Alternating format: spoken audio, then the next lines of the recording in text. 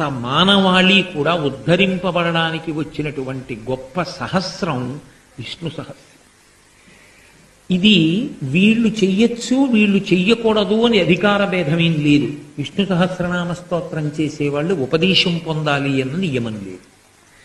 నేను ఇన్నాళ్ళు చేస్తాను విష్ణు సహస్రాన్ని ఏదో ఒక కామ్యం కోసమో అని నీళ్లు ముట్టుకుని సంకల్పం చేసి అంగన్యాస కరన్యాసాలు చేస్తే పూర్వోత్తర పీఠికలు చదవాలి.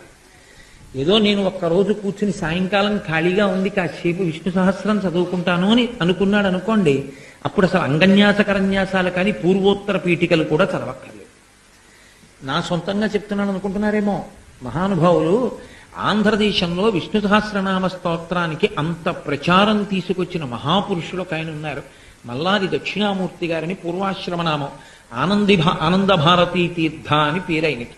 వారెవరో కాదు, మీకందరికీ చిరపరిచితులు, ప్రతస్మరణీయులు, మహానుభావులు, అష్టాదశ పురాణముల మీద గొప్ప అధికారము కలిగిన వ్యక్తి మాన్యశ్రీ బ్రహ్మశ్రీ మల్లాది చంద్రశేఖర శాస్త్రి గారికి పూర్వాశ్రమంలో తండ్రి గారే. వారు యతి దీక్ష తీసుకుని సన్యసించి ఆనంద భారతీ తీర్థ అన్న యతినామంతో ఈ లోకంలో తిరిగారు కొంతకాలం. వారు విష్ణు సహస్రనామ స్తోత్రానికి విశేషమైనటువంటి ప్రాముఖ్యత ఇచ్చారు. వారు చాలా గొప్ప పరిశోధన చేశారు.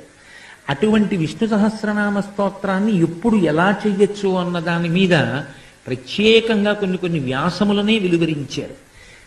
మీరు నీళ్లు ముట్టుకుని ఇన్నాళ్ళు నేను విష్ణు సహస్రం చేస్తాను, నాకేదో కోరిక తీరాలి. ఎందుకంటే మీరు ఉత్తరపీఠికలో చదువుతూ ఉంటారు, ఆరోగ్యం కావలసిన వాడికి ఆరోగ్యం, వైశ్యుడికి వ్యాపారంలో వృద్ధి, ఉద్యోగాభివృద్ధి, ఏది ఎవరు కోరుకుంటే వాళ్ళకి అది లభిస్తుంది అని. దాన్ని మీరు కామ్యము కొరకు వాడుకోవాలి అంటే నీళ్లు ముట్టుకుని సంకల్పం చేస్తే అంగన్యాస కరన్యాసం చేసి పూర్వోత్తర పీఠికలతో చదవాలి. కాదండి, నేను భగవంతుని యొక్క నామంగా విష్ణు సహస్రనామ స్తోత్రాన్ని సంతోషంగా చెప్పుకుంటాను అంటే విష్ణు సహస్రనామ స్తోత్రాన్ని చెప్పుకోవడానికి ఏ నియమమూ లేదు. వీరే ఈ స్తోత్రం చెప్పడానికి అర్హులు, అధికారులు అన్న మాట శాస్త్రంలో లేదు.